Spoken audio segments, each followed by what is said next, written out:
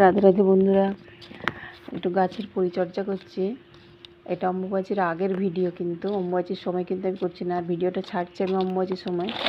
তো অম্বুবাচী চলাকালীন তো গাছের মাটি খোঁড়া উচিত নয়, যে কোনো গাছ লাগানো উচিত না, মাটি খোঁড়া উচিত নয়। তো আমি কয়েকটি গাছের একটু খাবার দেওয়ার ছিল। এই টগর গাছ, গন্ধরাজ ফুল গাছ কিছুদিন আগেই এনেছি, মানে ওই 5ই জুনটার সময় করে।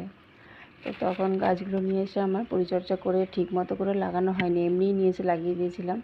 তাতেই কত সুন্দর পাতা বেরিয়ে গেছে। যেহেতু বৃষ্টির জল খাচ্ছে, বৃষ্টির জল ভিটামিনের মতো কাজ করে গাছের জন্য। তো একটু একটু করে সর্ষের খোল, একটু যেহেতু ফুল এসে গেছে একটু লাল পটাশ দিলাম, আর দিলাম একটু বনডাস্ট। তো এই দিয়ে গাছগুলো একটু পরিচর্যা করলাম। আর এখানে আমার ড্রাগন ফ্রুটের গাছগুলো এবছরই লাগানো, মানে 3-4 মাস আগে লাগানো, কত লম্বা লম্বা হয়ে গেছে। আশা করি এবছর ফল দেবে না, সামনের বছর অপেক্ষা করতে হবে।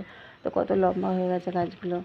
আর ঢ্যাঁড়স গাছ, খুব একটা ঢ্যাঁড়স হয় না, তো গাছ তো দেখতে ভালোই লাগে, যত্ন করে যাই প্রচুর, সেরকমভাবে ফল হয় না।